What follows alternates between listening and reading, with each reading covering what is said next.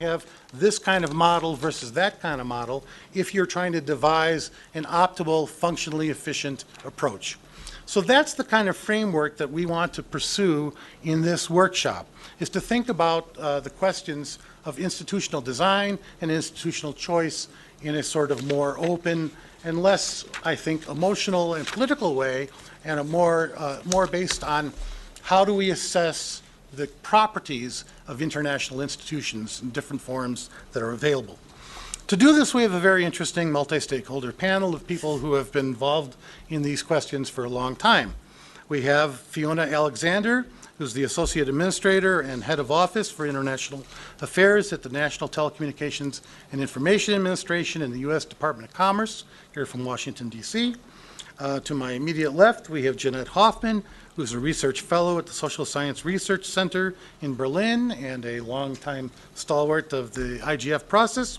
To my right, another such person, Henriette Esterhuizen, the Executive Director of the Association for Progressive Communications, one of the largest civil society networks involved in this space.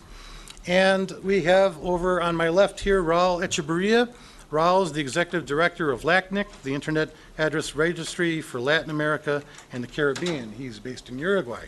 We were hoping also to have Tulika Pandey from the Government of India and Alice Munya, who is the chair of this IGF, but unfortunately it appears that they have been detained because neither are here. We have also, as our wonderful remote moderator and rapporteur, because this is a feeder workshop for tomorrow's main session on critical internet resources, Olga Cavelli, she's back there, the director of the South School on Internet Governance from Buenos Aires. So that's the people we have here, and what we're going to do in the following is to not have a series of canned presentations and speeches, but rather to have, I hope, a more interactive dialogue around a set of questions, fairly broad gauge questions that I think allow us to take these questions in a number of different directions, which are listed in the concept paper, the background paper. So that's what we're doing, and so with that background, let me begin then. I'd like to start by, again, we're thinking about the relative merits of these different types of institutional forms, which I would argue constitute a sort of toolbox of choices we have to work with in designing optimal governance solutions to either existing problems or new problems. And in looking at those, one of the ones that's obviously the most subject of debate at this meeting and at all IGF meetings is the question of multilateral intergovernmental types of approaches, whether treaty-based or based on soft law recommendations and so on. And so I guess my first question is, as we look at the governance topography that we have today, the range of institutions that we have both for underlying internet infrastructure and for use of the internet, I wonder, what are the prospects for really going forward in a multilateral way? Multilateralism was the underlying glue of the post-war world order. It's the basis of the World Trade Organization, the International Monetary System, and so on. And it's based not only on sort of multiple players all being together, but on certain core principles of non-discrimination and of essentially a form of diffuse reciprocity in which all players are essentially able to expect a certain amount of mutual obligation from each other. And we've established multilateral frameworks for things like digital trade, trade and services, and intellectual property.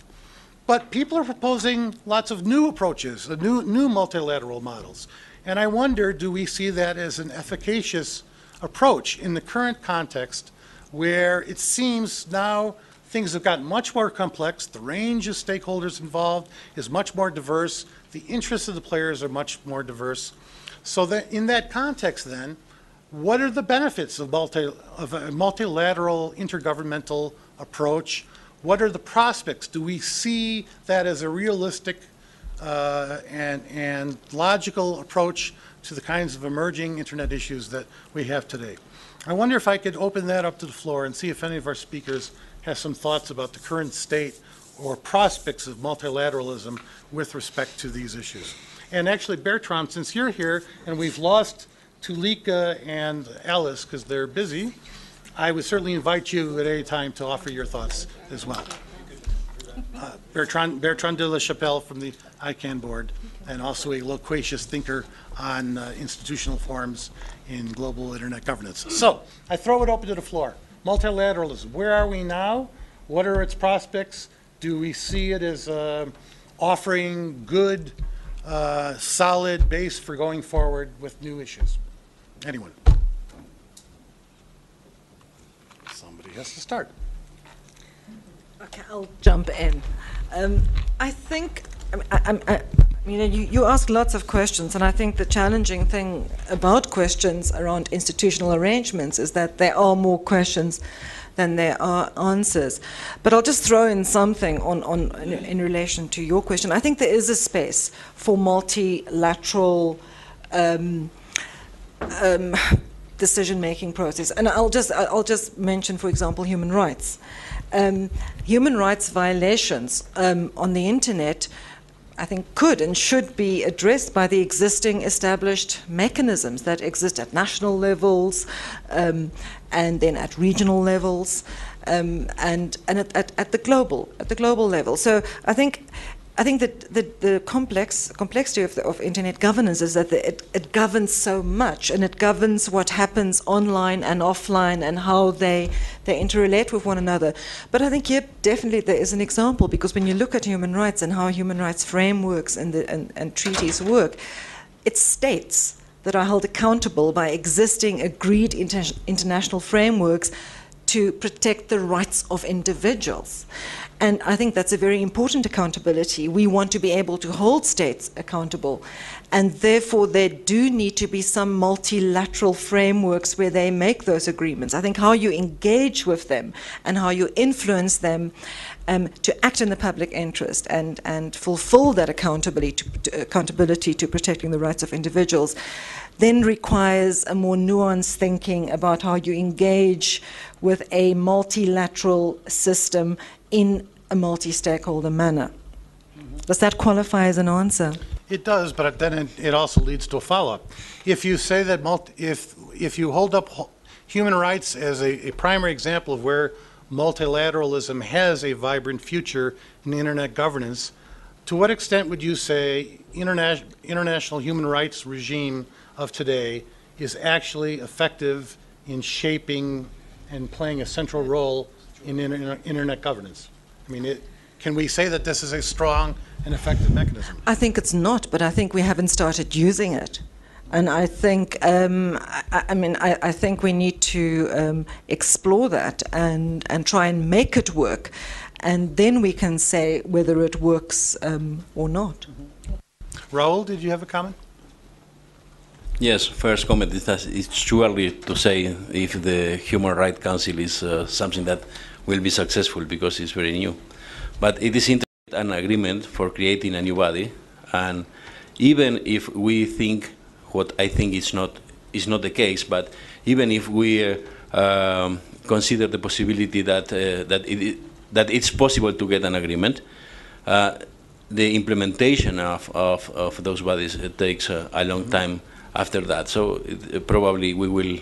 So I think that's not an option. It's not from the practical point of view, it's not an option. Independently of the philosophy that we can continue talking, but I against that idea. Okay, so the speed of action is a fundamental constraint vis-a-vis the internet for multilateralism. Yes, Jeanette.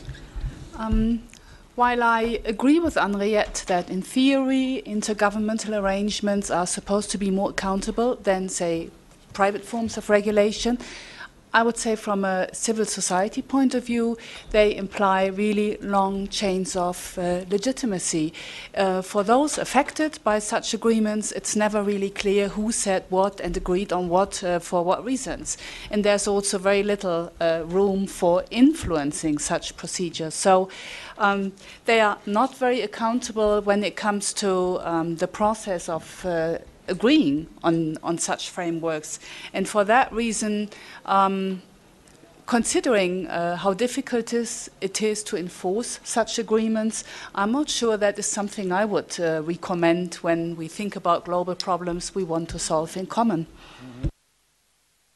in the larger world of global governance, there's much discussion about a so-called democratic deficit in the existing multilateral frameworks. The notion that essentially the steps, the level of steps between the citizen and the actual frameworks are so, the chain is so far that there's not any effective. That's what I meant to say. Yes. Thank you, Bill. So the democratic deficit applied into the internet space then raises more of an issue in a way, because in the internet space you've got people, you've got a user community, a global polity of citizens who are more active and engaged and concerned, and yet possibly not listened to in such a context. Most likely, yeah. Right.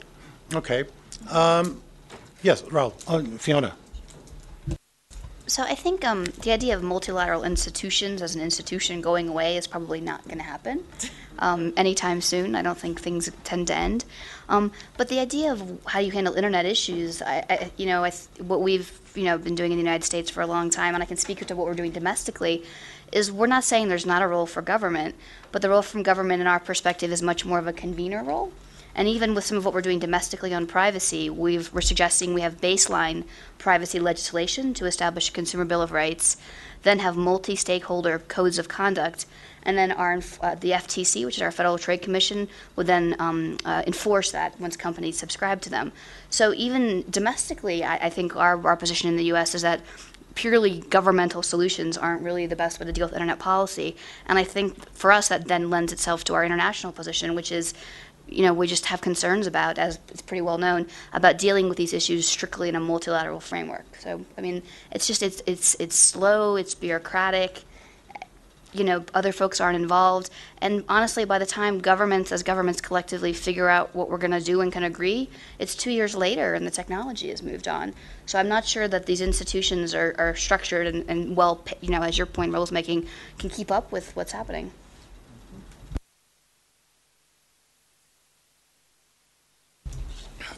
Yes. Besides what I said before about the feasibility of setting up a global multilateral arrangement, I think that's there is other. I have a strong disagreement with this concept, because it could mean to accept that there is we need a single global mechanism for internet governance, and I think that there is not a single model of internet governance. The internet governance is composed by different mechanisms that are very different among themselves. The interests of different stakeholder groups in each internet governance mechanism are different. For example, I think that's the interests of civil society in IETF, while they could have some interest, in, probably are different of the interests that they have in ICANN or in their IRs. And so I think that's we don't have to think in. I think that we have wasted a lot of time in. I say we, not for myself, but we in general, trying to discover the wheel again and to look for what is the best way for what is the best model for a global internet governance. And I think that the answer is that we don't need that. What we need is to look for what are the best ways for participation of the different stakeholder groups in the different internet governance mechanisms, respecting the special characteristics of each of them.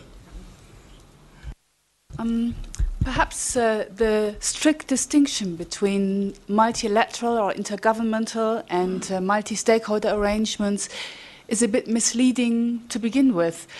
You mentioned ACTA, perhaps also WTO as examples. As we all know, there was heavy lobbying going into these agreements. So it's rather a matter of selective participation. Who actually is involved in the negotiation of such agreements, and how can that be not only made more transparent but also open to views that are not as powerful? But sort of trying to find out which is the best arrangements might not take sufficiently into account that there are always multiple stakeholders involved in the negotiation of agreements. Actually, I'll respond directly to that. I think prior to WSIS and the IGF, for me and in my experience, multi-stakeholder participation or stakeholder participation was based on bringing interest groups, people who are affected. So if you're developing housing policy, you bring in homeless communities and their organizations. And you're bringing the housing industry, the construction industry to the table because they are the people that need to be there and your policymakers. And I think that this very rigid, I mean, I've repeated this so many times, but no one seems to grasp it in the IGF context, that stakeholders are not simply governments, business, and civil society. They are human beings who are impacted by policy. So, Jeanette, I think thanks for raising that. I think I was not advocating for the establishment of a new multilateral body, but I think multilateral frameworks in their traditional sense exist, and they have value. They particularly have value for small countries or poor countries or developing countries who don't have voices in many of these decision-making, this complex array of institutions that Bill Drake outlined for us. It's not that they're actively excluded or not allowed to come, but for various reasons they don't have a voice. They do have a voice, or they feel they have a voice in the UN system, and you can critique that and say that that none of that has any real impact or any value. But for those governments, that is important, and they have to make choices about what they channel resources into in terms of international relations, and that's usually one of the choices. Sadly, some of them are also channeling resources into ACTA, which is worrying. But so I think what I'm advocating is let's use them, let's work with them where they exist, and in fact, I think if we don't factor them into our ecology of internet governance institutions, you could actually run into potential problems. But I want to ask, another question around that, and that is, what is the best way of all these complex institutional arrangements interacting with one another? I think that's the one thing. And then, so it would be good to hear responses on that. And then I want to talk about national multi-stakeholder processes. I think that becomes very important. And I mean multi-stakeholder in the business, civil society, government sense, but also in the sense of who's really affected. I think that we need that anyway. We need that whether we're using the multilateral system or not. But if we have that, if we have strong, open discussions at a national level, it's going to enrich both the informal arrangements as well as the multilateral. So just to give you an example, something like the IETF, for example, very few developing country governments are able to participate effectively.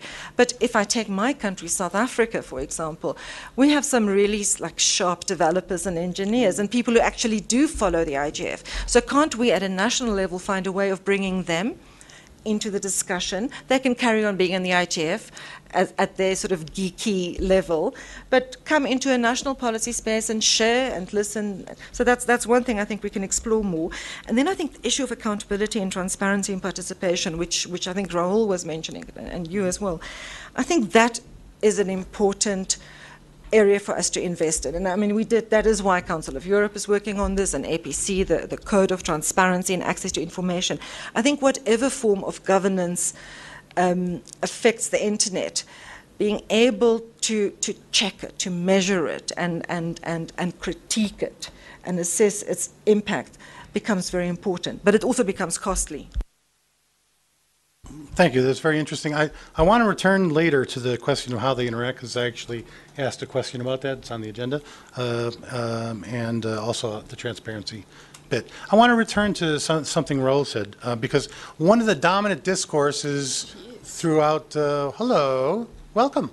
One of the dominant discourses about multilateralism throughout the WSIS process that we heard, and which has been kind of reinvigorated again with the IPSA proposal that says that there would be a single new body that would integrate and oversee all technical and policy-making processes related to the internet, was this kind of notion of one-size-fits-all centralization and so on.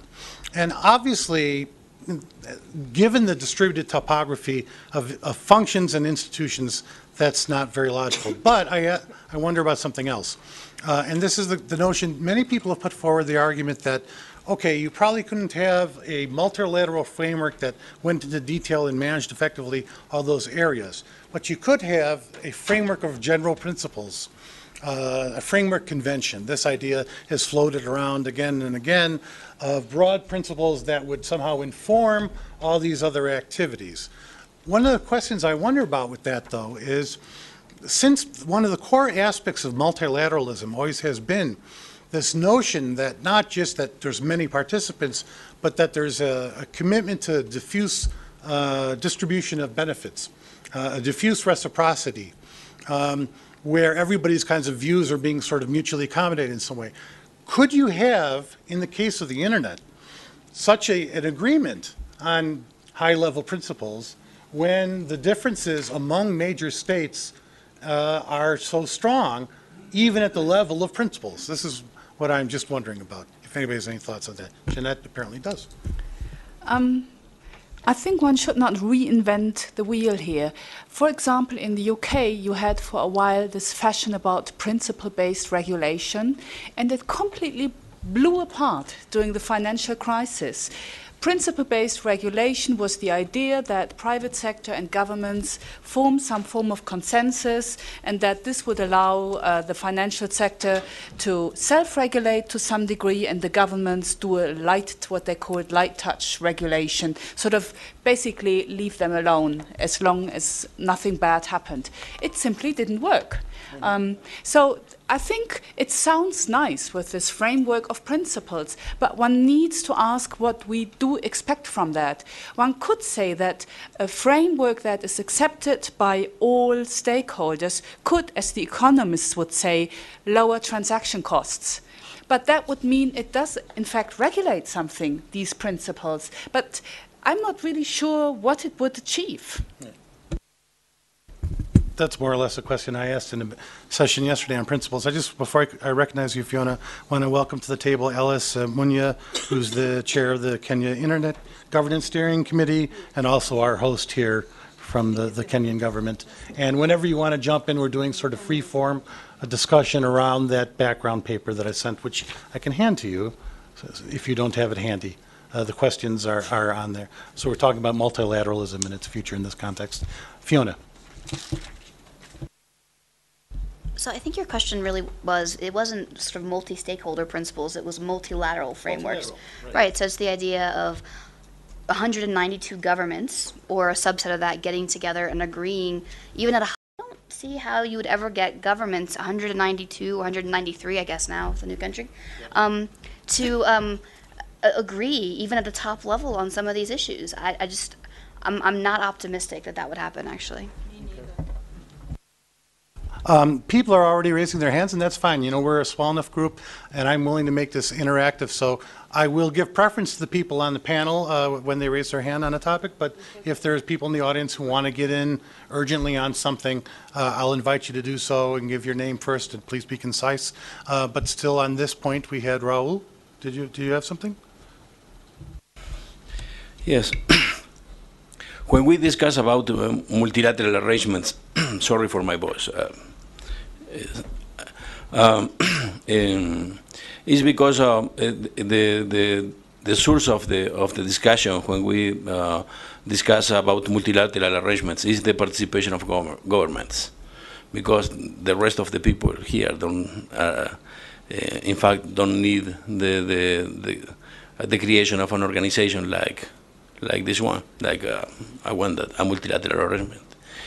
And so I think that's the problem with this discussion is that I think that's the governments, it is reasonable to think that the governments will be participating more in the near future in different internet governance matters. And this is because it's obvious the importance that internet has in all the world. And this is something that we have to accept. The point is that the governments have to participate as one more stakeholder, because all the internet has been developed in this fashion, and since 2003 and 2005 we have also consecrated those principles. That is the framework that you mentioned before. The framework already exists, that those principles that were agreed in 2005. And so this is because I said, see, if we think that the government should involve in different in internal governance mechanisms as a one more stakeholder, so their participation will be effective in different ways in different mechanisms, and so we don't need to think about a global mechanism. And so, considering that we could need, or some governments could need multilateral arrangements for strengthening the participation of the governments, could be to the same that accepting that something that we discussed very much during the work of WIGIG, and I'm sure that you remember because we had a very interesting discussion about the legitimacy. If some people in that group claimed that the governments are the only legitimate representatives of the interests of the people, and I oppose it very strongly to that concept, because it could mean who is the I remember that I had this discussion with a representative of the government of South Africa. So I asked her, so what does it mean that the government of Leclerc was the only legitimate representative of the people of South Africa, of the current one? And so now we have been seeing many changes in Middle East and in some Arab countries. So, and it makes us challenge this concept that the government is the only legitimate representative of the interests of the people. I think that the people, thanks to the development of the information society, have more information and have more options to decide how people want, how each of us elect to be represented. And so I think that's this is the concept, because I don't think that we should find a way to give a special power to the governments, but we have to work very much in give the governments all the possibilities of participating in all the internal governance mechanisms as another stakeholder. This is very important. Thank you, Raul. I had a menu of 10 questions I wanted to get through. We're still in the first one, but it's an interesting one. We'll talk for about another 10 minutes about multilateralism, Max, and then I want to move to some other things.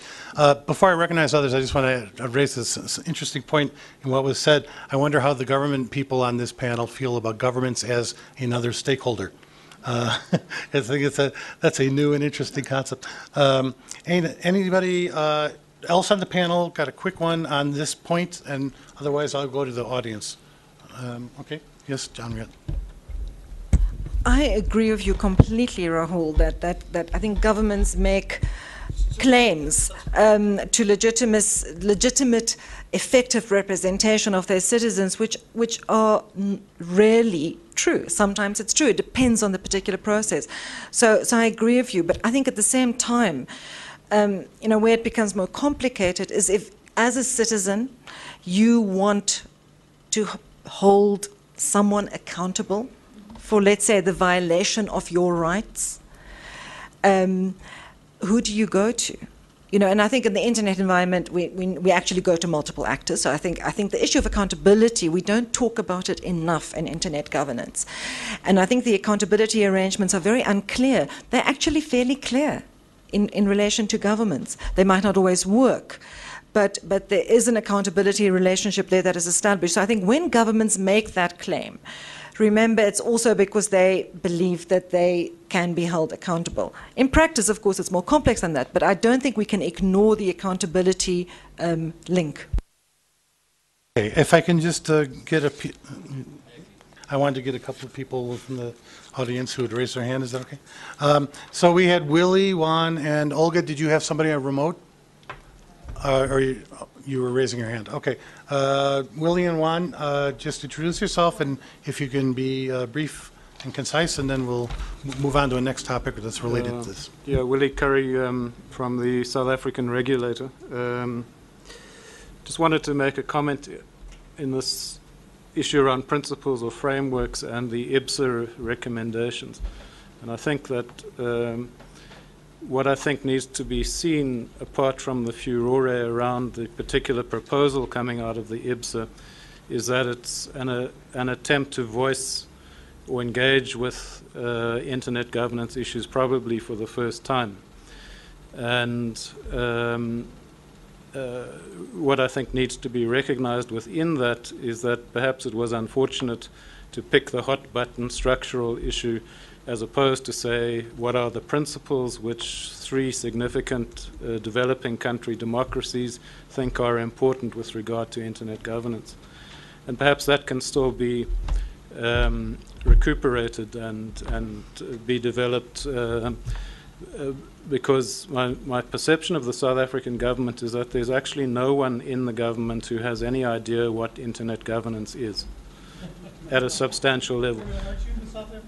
So that means that you then get a situation where the posture that is taken by the South African government is purely one of international relations. And therefore it will fit into whatever is going on in the international sphere, what the interests are with regard to South Africa at a strategic international geopolitical level. But nothing to do with the substance of what is good or bad or what we should in fact be, in terms of our own constitution, advocating in the international sphere. Which is part of what happens in a multilateral setting. Before I come to you, Juan, though, I'm told that we have somebody from the South African government who is raising his hand. So we'll find out whether anybody knows about internet governance. Your name is Jim? Jim Patterson. Please. You press the red button.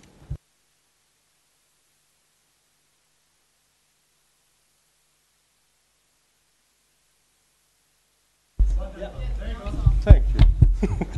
Maybe I'm falling into the trap and I'm showing how technologically challenged I am. No, I hear we've been mentioned a couple of times. I just wanted to make a few very brief points. This is a very interesting discussion, and I think there are a lot of possibilities. I think this is a debate that's not really going to go away anytime soon. Because, speaking as a government, we have many challenges on these issues relating to internet governance. So it's not easy for us, but we also recognize that the debate and the environment, it does throw open new possibilities, given some of the criticisms that are raised about the multilateral system. But I wanted to make a couple of points just in terms of how we as a developing country see the multilateral system. And I'll start with, I think it's Raoul's comment about the cloak and the apartheid regime that once was the way everyone saw South Africa or associated South Africa was this really oppressive system that we had in our country. We should also remember that the people in South Africa fought very hard to make sure that that government was not seen as legitimate by the international community. And the multilateral system did condemn South Africa for apartheid and isolated it for apartheid. So in terms of the legitimate representative, the de Klerk regime, or I shouldn't really say de Klerk maybe, but the apartheid regime was not seen as a legitimate voice of the people of South Africa at all. So I don't think that particular point was valid, but I've taken on board a lot of the things you've said, and you've made very interesting comments, but I just wanted to clarify that one point. In terms of the multilateral system, for us as a developing country, it gives us a chance, because the multilateral system is basically a rules-based system where every country is treated equally. That may be very imperfect, I agree. It's very slow and long-winded, and governments by themselves also, by definition, are not perfect, and democracy is not even perfect. It's the best way we have of being able to hold a government accountable, but none of these systems are perfect because you're dealing with a lot of issues and you're trying to manage the interests, a lot of conflicting interests, and trying to come up with a solution which accommodates everybody as best you can through the lowest common denominator. So for us, the multilateral system has that importance, and I think we can talk about it being slow and all the faults within it. It's not an instant solution. Taking the trouble to negotiate and implement those multilateral agreements, it is a very slow process, and it does take long. But we can also look back at the different instruments that have been made over the years and see these as a sign of human progress, I think. And for us, when we talk about the internet, it is such an important and powerful phenomenon, and it's made such a huge dramatic change on everybody's life, and it's still going to continue to do that, because when we reflect about that, we must also remember that most people are not yet part of the internet. Most people still in the world do not have access to it. So I think for us, these are some of the important things that have to be addressed. But we recognize that there are possibilities of improving the international system and the possibility of improving decision-making processes and having better models. All of those things, fine, we'd be open to those. We'd be very interested to, we are very interested to hear the debates and perspectives that people have put forward. We are only one small country. We're not a big country. So we don't have the power to do anything. One last thing, just on the point of multilateralism or agreements of that kind, whether you have new institutions or existing ones or whatever, I think would be that you can only agree what you agree. So what's not agreed, you can't really address. So there is always the possibility of just agreeing to general principles and general things through multilateral agreements that are cause for common concern. I think those are just some of the points I wanted to make, but I'm enjoying the debate, so thank you very much. Thank you, Jim. And I should just emphasize, in asking these questions, I've always been a fully committed multilateralist, and I think everybody understands, no, it's true, and an Atlanticist and all that crap. And I totally understand that from the perspective of developing countries in particular, how deeply felt the sense is that this is the space within one gets a voice. The question is simply, what, in the context of the internet, where do we see that kind of model being applicable? That's where I'm trying to go with this. Jeanette's ready to burst, but then we're going to go to Juan from the Cuban government very quickly.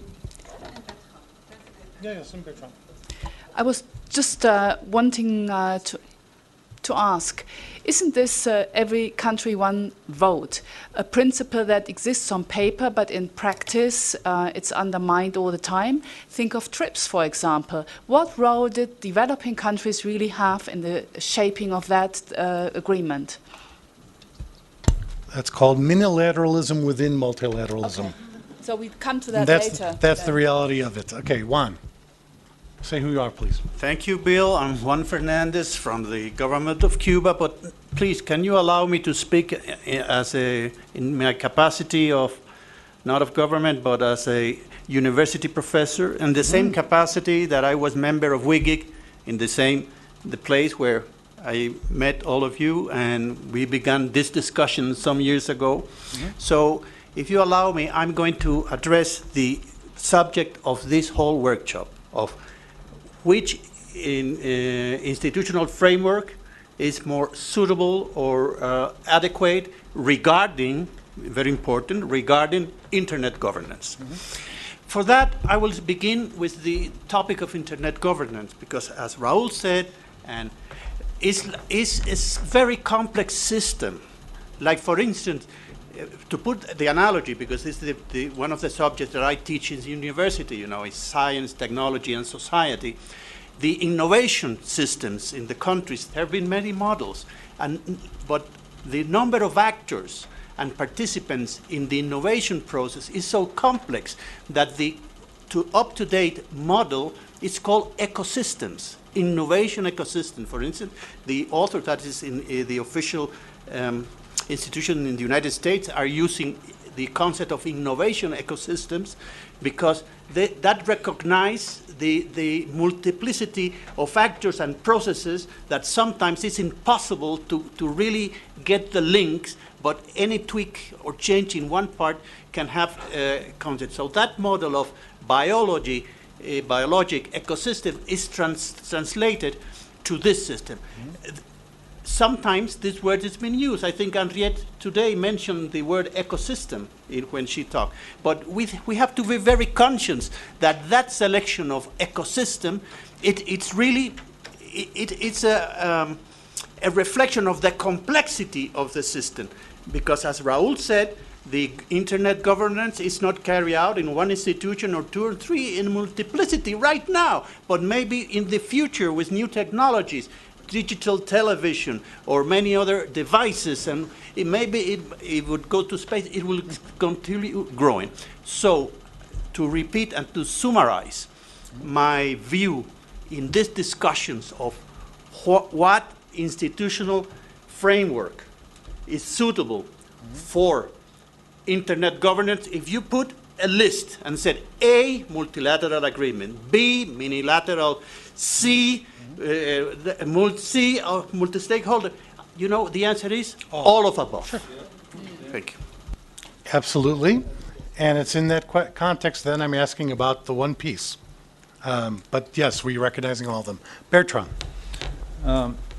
I think when we're talking about multilateralism, we're talking about many flavors of implementation. There are many international organizations based on the principle of intergovernmental cooperation that are functioning in very different ways. Their own internal structure is associating governments in different ways. The weighted voting in the IMF or in the Bretton Woods World Bank is completely different from the way it functions in the ILO or the way it functions in other places.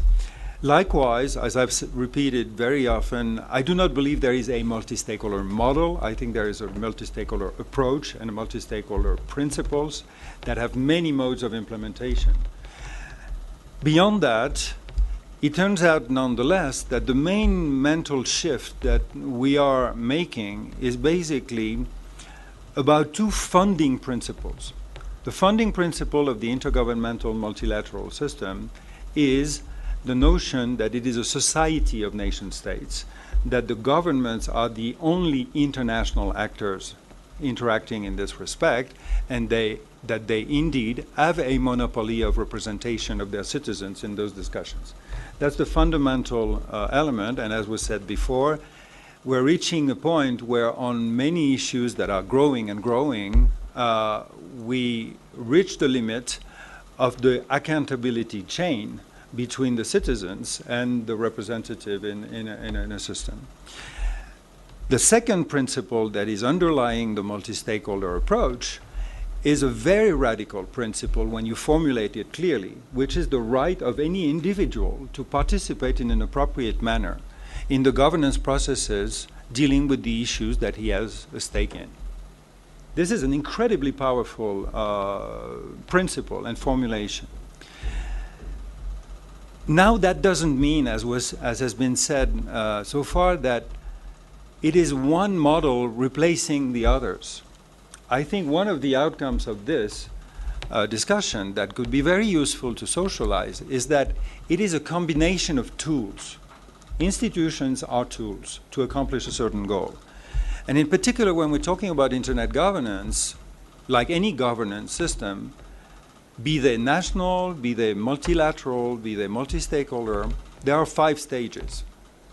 One is the agenda setting and the issue framing. The second one is the drafting of whatever possible arrangement between those who are discussing.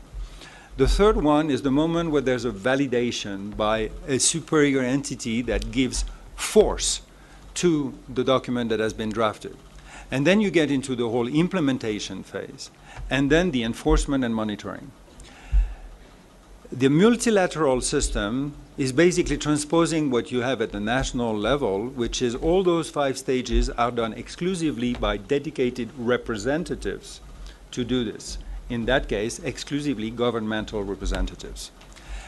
The evolution that the multi-stakeholder approach brings is that there is a sort of arc on the 5 stages that means that in the first stages there's a very broad involvement of all the stakeholders so that the issue shaping, the agenda setting is very inclusive. When you get into the drafting, by definition, the most committed, provided that the balance is respected, will be participating, and you may have even smaller working groups in an iterative manner. When you come to validation, it may come that in certain cases, something that has been elaborated by a very open multi-stakeholder process is actually validated by a few governments only, maybe one government. To take an example, the process that ICANN is involved in at the moment with the NTIA on the INA contract is involving a very broad consultation. In the end, there will be a validation by one government, whether we like it or not. It's one element. But when we get to implementation and enforcement, again, we reopen the scope. And I've always used this expression that in a multi-stakeholder approach, the respective roles of the different stakeholders vary according to the issue, the venue, and the stage of the discussion. And the final point I want to make is in this, and this dovetails to what Ron was saying. When we talk about the ecosystem, we're actually talking about a whole range of actors. It can be companies, it can be governments, it can be international organizations.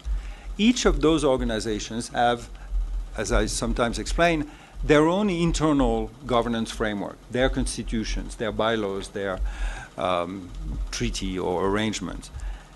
The challenge we have, and I think this is where we're going, is that we want to build a global governance system that is distributed and that is actually being built the same way the internet is being built, i.e., enabling heterogeneous structures to interoperate.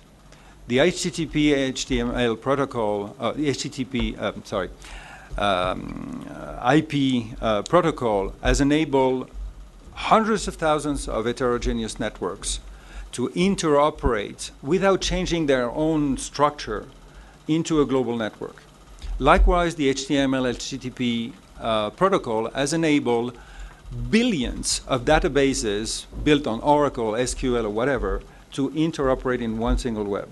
What is at stake today is to find the principles and the interoperational multi-stakeholder protocols that will enable hundreds, thousands of different heterogeneous governance frameworks, i.e. the stakeholder groups or stakeholder entities, to interact, to produce through those stages and various processes a interoperable global system that is distributed and that functions without asking them to change, but just by asking them to abide by a protocol of interaction. And sorry, a last point to our South African colleague, because I think it's a very, very important. I do understand, and I've been a representative of the French government, what governments feel in the multi-stakeholder framework of the UN and other international organizations is the power to resist something that is imposed on them. However, if you are sincere, you know that it gives very little power to proactively do something. So you have the power to block, the power to resist, but very little power to function correctly.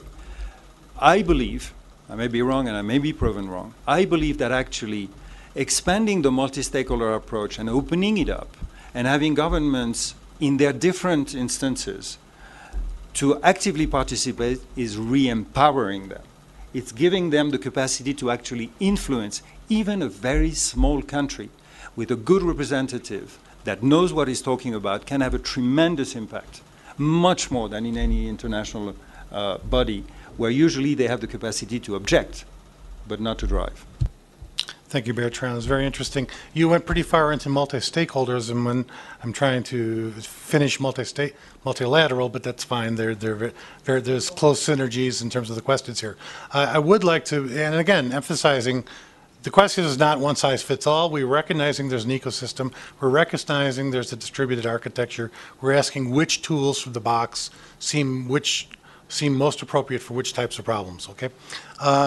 And multilateralism certainly plays its role and is valued by everybody. Okay. Before I turn to the last one, though, I think, Des, did you have something on this? Introduce yourself. Yes, Desiree Milosevic with Affiliates. I could build on just to what Bertrand was referring to and add a comment. I think it's probably useful to mention that the nation states, but also outside nation states, I think citizens usually see the UN model as the king of the multilateral model. And I think this is why the Internet Governance Forum also has a lot of attraction as a forum, because it's attached to the UN. So there's this natural expectation to be attached to something that seems very powerful. But what we have seen in the context of the Internet is that the cost of the group action has changed, and therefore what we're seeing is that people who are not happy with the national regulations and bills that relate to the Internet actually come to the International Governance Forum as a multi-stakeholder venue where they can issue and voice their issues that they cannot effectively do in the multilateral system. That's a very important point. Before I turn from multilateralism per se, I just wanted to see if Alice had anything you wanted to jump in. If not, no worries. Since you came late. Yeah, sorry, I came late to the discussions. Yeah, we had to deal with so many other issues. But perhaps on this issue of multilateral, and actually to agree with Desiree here from our experiences as Kenya and just in organizing this meeting, and you could clearly see the importance that was tagged, for example, to the high-level ministerial forum, because of that perception that it's also at that multilateral level. But at the same time, I'm coming from a country and government that seems to be having accepted the multi-stakeholder approach, even though I tend to think from where I'm sitting that we still are not very sure about how to exactly implement it, especially when it comes to policy and regulation. It is part of our new constitution now, enshrined in our new constitution, in a way making it mandatory for any policy or regulatory process to involve all the stakeholder groups that are, from that, involved in that particular issue, especially when it comes to internet governance. But now it's going to be cutting across all other, policy-related processes. So, and that, in a way, is one of the challenges we are facing in terms of just how to define it practically. Although we have very good examples, which perhaps I'll speak about when you talk about the multi-stakeholder model, but I still don't believe we have it fully, and don't think and also think it's quite a challenge to institutionalize it at the moment, taking into consideration the historical factors involved in terms of how we view government and how government views itself in terms of its role. Thank you. Very interesting that the internet should end up being the model for the revision of the larger policy-making environment and telling. Yeah, that's what we hope for, right? I want to do at least two other models, options from the toolbox in the time that we've got. Let's turn then, what I'm hearing from people is that we all have a strong historical affection to the multilateral system and what it's done for the world, et cetera, but in the particular case of the internet, people are having a hard time identifying particular places where a multilateral structure would be efficacious necessarily. Let me ask then the converse question. Is it possible that governments will come to rely more on various minilateral solutions, by which I mean plurilateral, regional, and even bilateral solutions, because universal multilateralism is getting too difficult to negotiate or implement and sustain? And if that's the case, what would be the costs and benefits of such a shift towards what you might call non-global global governance? I mean, we can look at a lot of cases now where the G8, the OECD, other plurilateral bodies or regional bodies are effectively adopting frameworks which could become generalized global governance structures that set assumptions, rules, practices that are projected out into the international sphere to which others have to adopt. And of course, for those who don't participate in those processes, that looks like a tremendously non-democratic and unsatisfactory approach. But yet, from the standpoint of agreeing things, people may make the argument, well, cooperation among the like-minded is the most efficacious. So you have a challenge there. There's clearly a dynamic with ACTA and all these other things. More and more minilateralism is going on. So where do people see the role of minilateral approaches in this context?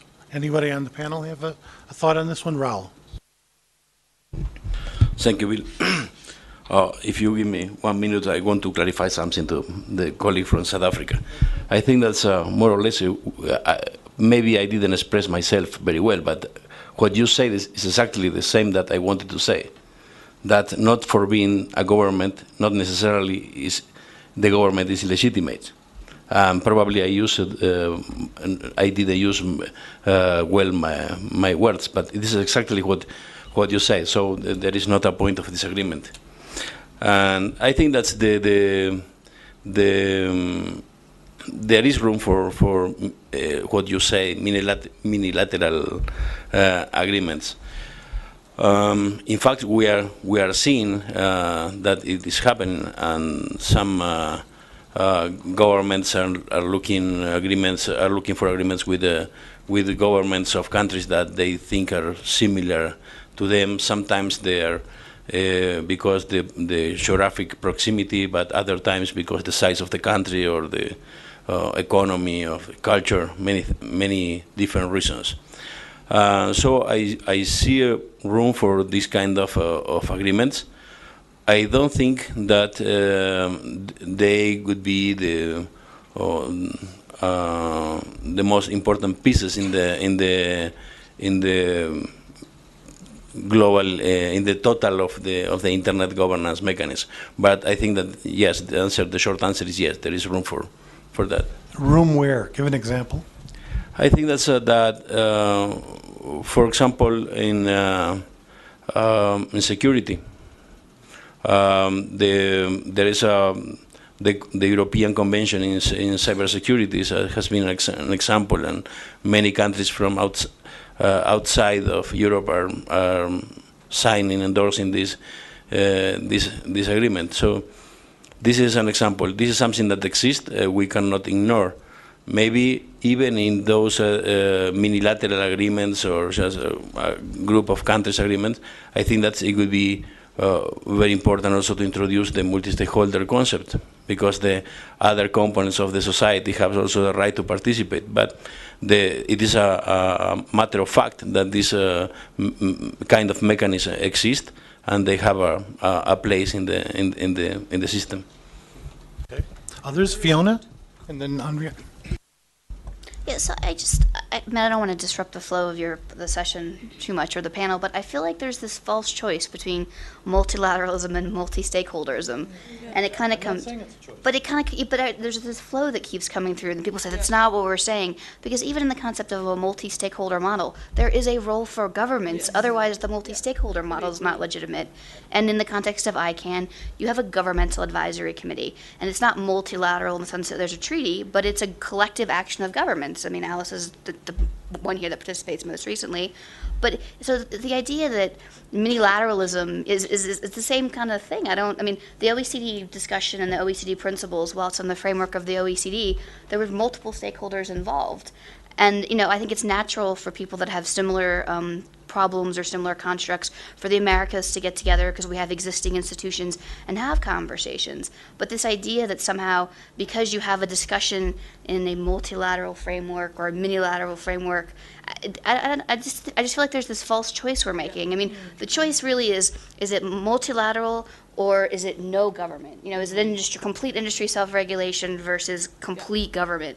And what we've really evolved to is this sort of merging of the two. There is a difference in the number of governments involved between multilateral and minilateral, but obviously multi-stakeholder dimensions are relevant to both, yes.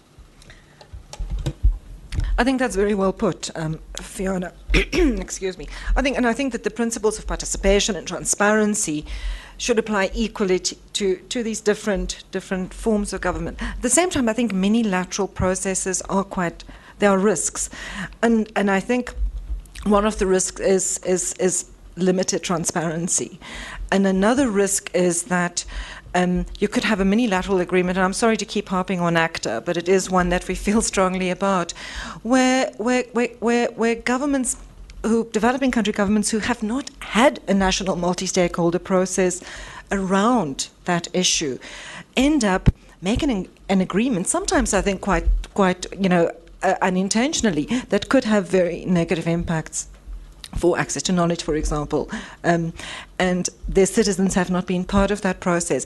I think in the multilateral, I know that WIPO is a hell of a hard place to work for anybody who works there, but at least the issues and the implications are then debated and out in the open. And even if decisions that are made are not favorable to how civil society perceives the public interest, we kind of know about them and we can engage them. So I think those are the risks. But one of the dynamics there, I should add, is precisely that when WIPO becomes too frustrating for the dominant powers because they're not getting what they wanted because of the development agenda and so on, then things do move into smaller groups where they're able to make it work.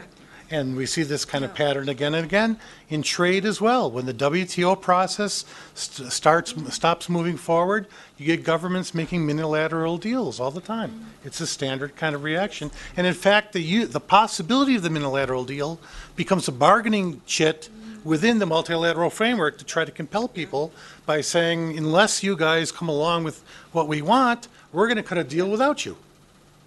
So,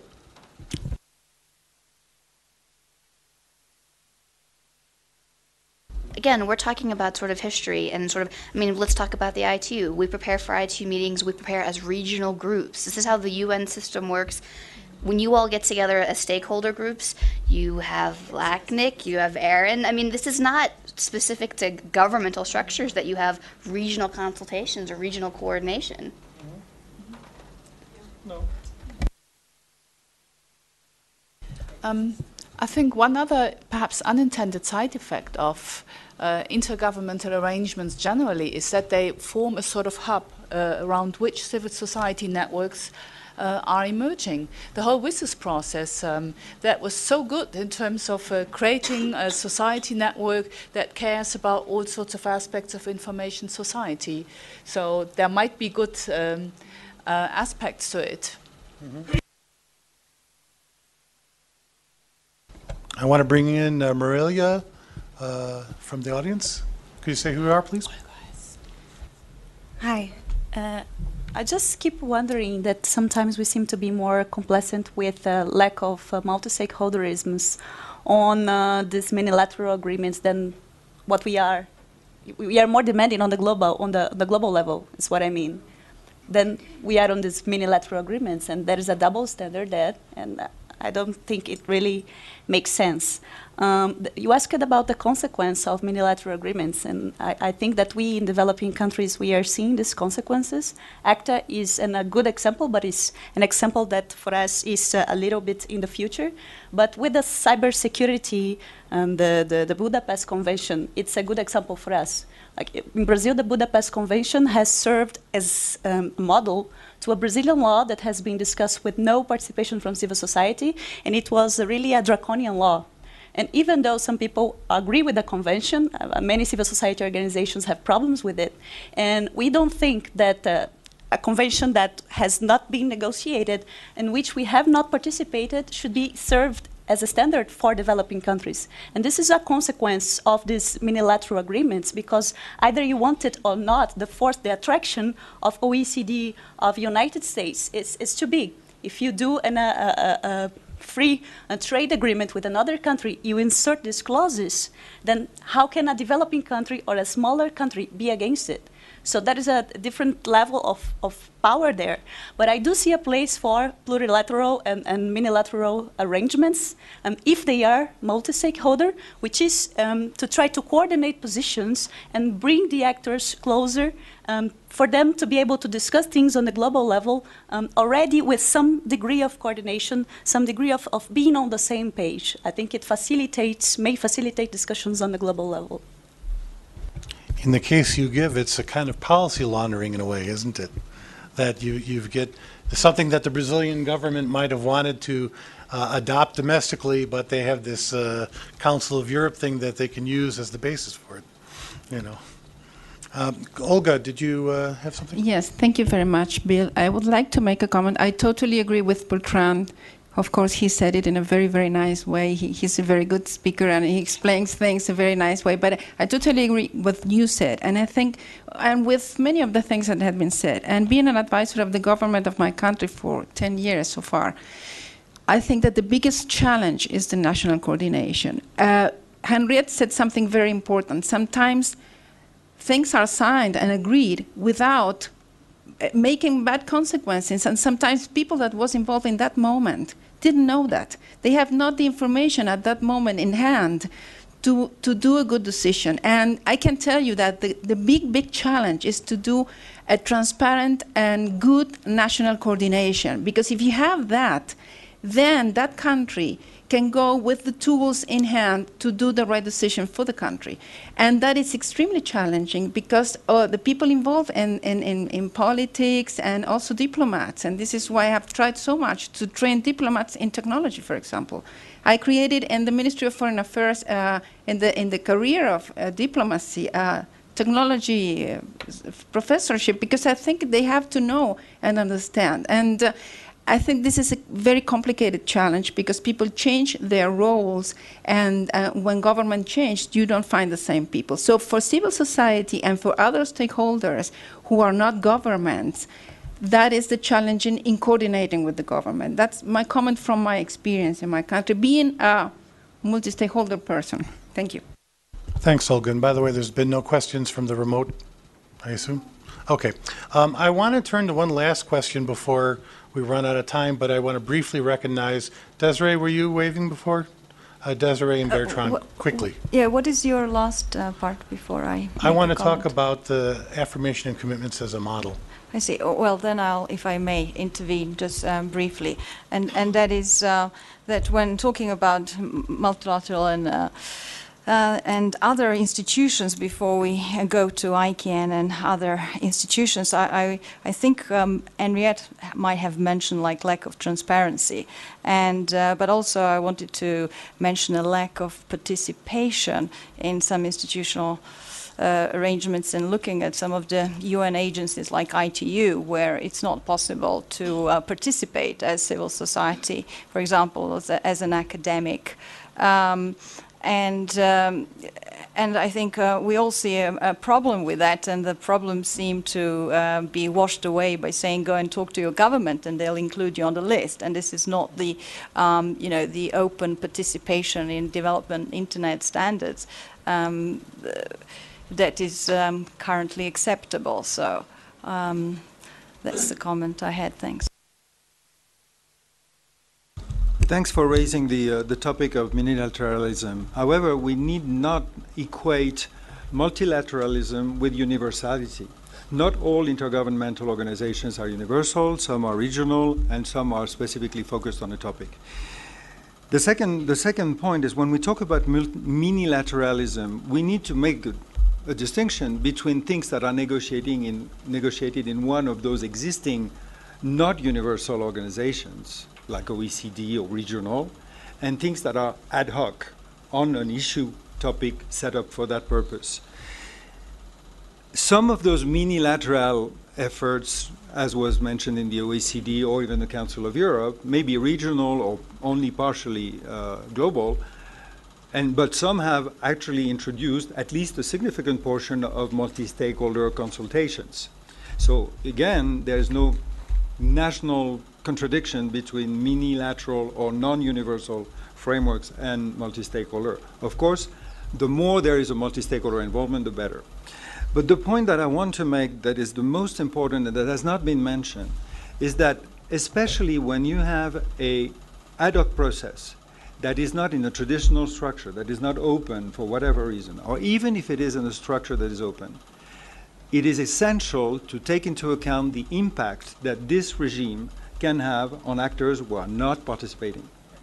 This is one of the fundamental elements of the multi-stakeholder approach, and the principle is that if you have a stake in something that others are being discussing, you need to have at least a knowledge of what is being discussed. It can be through different means, but it is a very important principle. Any minilateral system that is transparent, open, multi-stakeholder, and dealing only with the cooperation within a specific group is perfectly fine.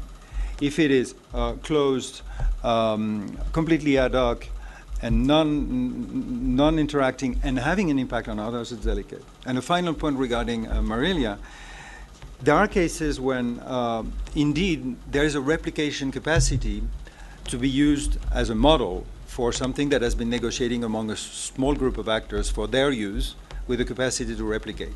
Sometimes it's for the better, sometimes it can be misused. That's an important point. But the delicate thing is that because universality in all international organizations that are universal, we need to remember that universality is a result. No international organization has ever, I mean ever, been created as a universal organization. all international organizations, including the UN, the ITU, all of them were initially only among some, and then they expanded. And the problem that we're stuck with now is because we have this rule of consensus, the one country, one vote, any universal organization is now stuck in being obliged to have a full consensus just to put an issue on the agenda, and everything is much slower. And this is why people are going to other spaces. Thank you. I want to turn to my last question before we run out of time. But before I do, I just can't let go of a possibility, which is that since Desiree is here and raised that question about the ITU, one of my pet peeves has been that many of the governments that have been the most firm voices in favor of multi-stakeholderism in the context of ICANN, the IGF, and so on, have not necessarily displayed the same approach towards multilateral institutions. And I note in particular that in the ITU, Switzerland and Argentina had tried to initiate a process for reviewing ITU processes and promoting greater openness to civil society. And I'm afraid to say my government and other industrialized democracy governments were not exactly strong supporters of this initiative, which basically didn't go anywhere. And I just wonder if maybe Fiona could tell us why, in the view, not speaking formally for the U.S. government, but in her personal understanding, why it might be that multi-stakeholderism would be great for, in the context of ICANN and the IGF, but not acceptable even at the level of observers in the ITU. Sure, we've had this conversation before, but I'm happy to do it publicly with you. So I think there's a real risk, and Bertrand and I were talking about this earlier at lunch, this idea that multi-stakeholder, and I get in trouble if I say ism, but this multi-stakeholder model or multi-stakeholder governance applies, or approach, Bertrand's preferred word, applies to every institution. And I know in the Internet Governance Forum, which is completely multi-stakeholder, it might be offensive to say in some cases, maybe it doesn't need to be multi-stakeholder. That doesn't mean everyone doesn't gets involved. In the context of the ITU, I'd have to go back in my memory and remember this particular set of conversations, which is probably 5 or 6 years ago. But I do think there's a real risk of saying we need to take every institution and make it multi-stakeholder, because then you naturally lead yourself to saying, okay, well, let's make everything multi-stakeholder. Okay, let's have one institution, which completely is against what you guys all want. The Internet, if is diversified. You want to, multiple places to deal with different things. This idea that we're going to take the United Nations and all facets of it, and the ITU and all facets of it, and make it multi-stakeholder, I think is a problem for us. I mean, again, what we've been talking about in the context of ICANN and some of these Internet issues, and one of the reasons we don't want to deal with some of these Internet issues in the context of the ITU because it doesn't meet these characteristics, it's just not where we've been. I don't see that changing anytime soon. But the idea that the nation state is going away is not happening. The idea that multilateral institutions are going away is not happening. But what we've been talking about is really making sure that on these Internet issues in particular, we have these multi-stakeholder approaches where everyone can participate, and that includes governments. It includes governments effectively, and that's been a challenge for ICANN over the last 5 or 7 or 8 years, and the last year and a half, a real crux to the discussions. And I think these have gotten a lot better, but it's been very, very tortured and painful. I mean, Alice can speak to that more than I can probably, and Bertrand and others, but this probably doesn't. This never answers Bill's question sufficiently, which is why he always asks it. But indeed, if the premise is that allowing observers to participate in some ITU activities would risk making the ITU become the Uber Alles organization, that doesn't seem really plausible to me. So the rules of procedure, so it's not really in my position or place to defend any of these institutions, but the rules of procedure in the ITU do allow for observers. So you can do it a couple of different ways. You can be on your national delegation, which obviously someone has told Desiree to do that she doesn't want to do, or the chair of whatever the group is can invite you to participate. And that happens in some cases, as John is shaking his head, because RIRs have been invited and have joined in some cases. So there are mechanisms within the ITU that let you do it. They're not sufficient for what you want, but Because they don't give us rights. They leave it up to the chair to decide, Yeah. do I want to invite somebody? And they leave it up to the head of the delegation to decide, is this person worth having around? Which, in the American case, usually means no if you're not business. I can't speak to that particular issue either. But again, this is ultimately it's a multilateral institution, not a multi-stakeholder one. And So you answered my question. Juan's percolating, but I really do want to ask one last question. We're running out of time. Do people want to hang out for another 5 minutes or so, or should I cut it? I mean, I think it's an interesting enough discussion. I just wanted to ask one other kind of approach that I think is interesting is this, and is common increasingly at the national and the regional level, is bilateral co-governance between governments and private sector. Now, in the international context, you have a lot of criticism, and we will hear some tomorrow in the CIR main session, of those pieces of the internet governance arrangements where essentially the U.S. has a special authority. And so unilateralism is a very sensitive thing. Another alternative to that, though, is a sort of bilateral co-regulatory thing in which other views are given much greater space, input, and authority. And an interesting model in that context, I think, and something that Fiona was very closely involved with, is the Affirmation of Commitments. And I don't want to talk about ICANN per se, I want to talk about the model as an example. Instead of doing treaties, regulations with fixed rules where some external authority says this is what's permissible and this is what's not permissible, the Affirmation of Commitment says the parties involved in this process are making a mutual obligation to each other that we shall abide by certain behavioral standards. We shall observe those standards collectively. We will review them from time to time. We'll assess whether everybody's behaving in accordance with them. And if we find that that's not being done effectively, then we will recommend further actions and so on. And I wonder, the affirmation was clearly written for ICANN for particular purposes, but I wonder whether that kind of a model, which is also sort of like a memorandum of understanding kind of model, it's an alternative to treaties and things like that, but it's a potentially interesting one if tethered to some ultimate authority in a bilateral context. So my question is that kind of co-regulatory structure with broader participation, with that kind of commitment being made, potentially of interest in any arenas beyond ICANN's internal management? And Juan has been waiting to talk, so I ask Juan, and then Monsieur and Monsieur. Thank you, Chairman. I want just, before, I want to talk about what we was talking before, but I will tell you that what you're asking, I could include it in that multiplicity of models that could be useful, you know, even treaties. You know, like the treaties of the sea or the space or whatever. But when I was talking of the multiplicity of governance arrangements for the internet governance ecosystem, there's two ways of putting it. One way that I put it is this multiplicity. The other way is the way that Bertrand puts it, or even Fiona, of a very flexible system based in multi-stakeholderism, in which for each case, the role of each of the stakeholders can vary, even go to zero in some cases. That is a way of putting it. That is the same way. It's an alternative view of what I'm saying, that it's a multiplicity of arrangement.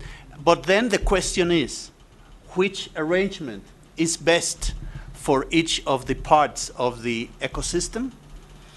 In some other areas of governance, this has been chosen by tradition sometimes, by history, but internet is rather new. So I will finish by saying something that, for instance, a very bright architect in Cuba, a method that he uses that can be used here.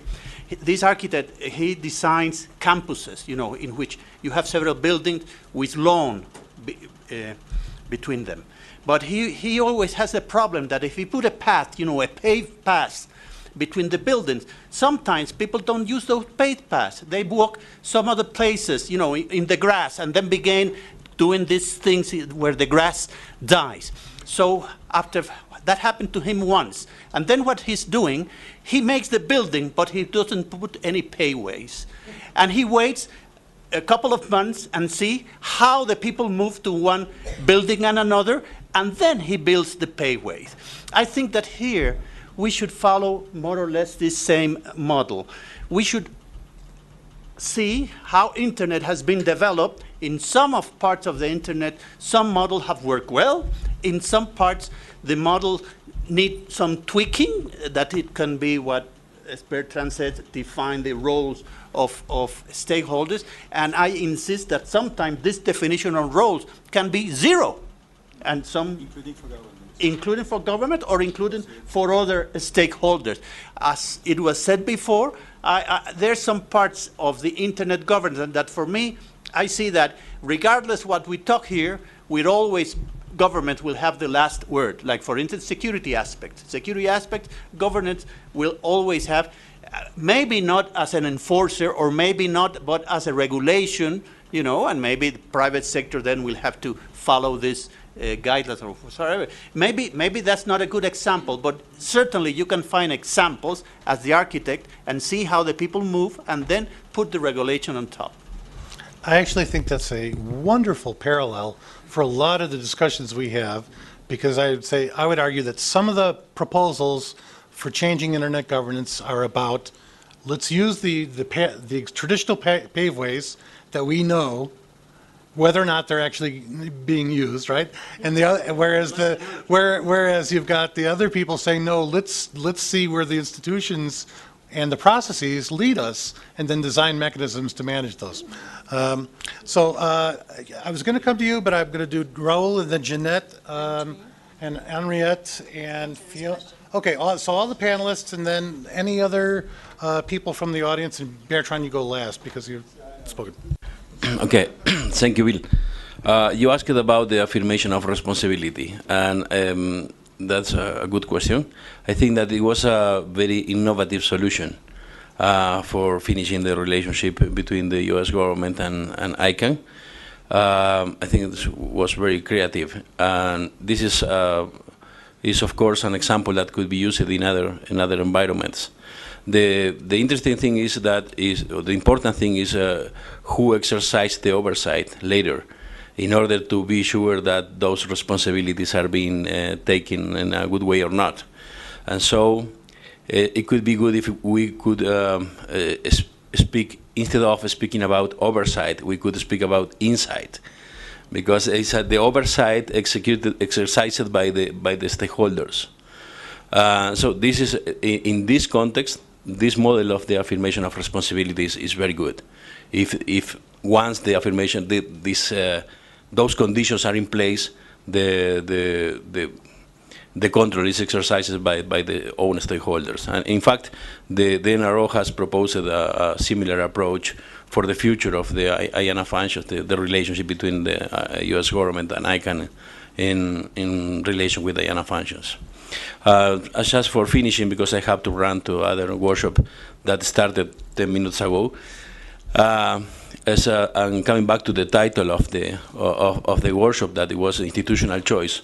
My choice is that we have to ensure and to work very much in order to ensure the participation of all stakeholders in the different internal governance mechanisms that have different models, and instead of looking for a global internal governance mechanism. And when I say different stakeholders, of course I'm including the government. The government has a very important role to play, and so all the internet mechanisms should open their mind and also the doors in order to facilitate the participation of all stakeholders, including governments. Thank you very much. I remember that when I prepared the CIR session for, I think, Sharm el-Sheikh, that I had to learn this term by heart because for me it was so radically meaningless. I couldn't remember whether it was affirmation of commitment or commitment of affirmation because it meant just zero to me. So I learned it.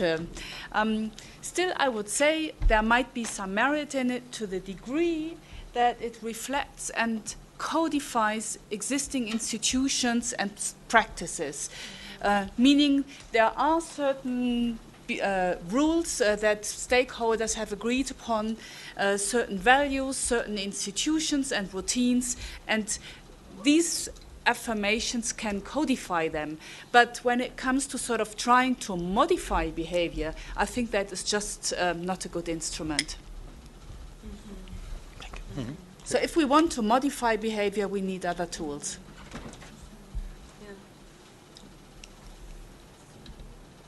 So it's too bad Raul's left because I'm going to find myself agreeing with him and taking issue with even how you phrase this bilateral co-governance.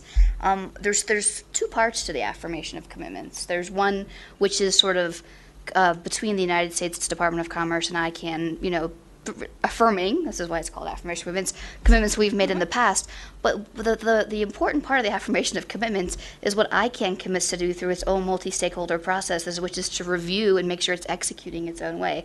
So this concept that's bilateral co-governance, I think is completely misleading in the way that you frame the question. Does the United States government still have some role under the affirmation of commitments?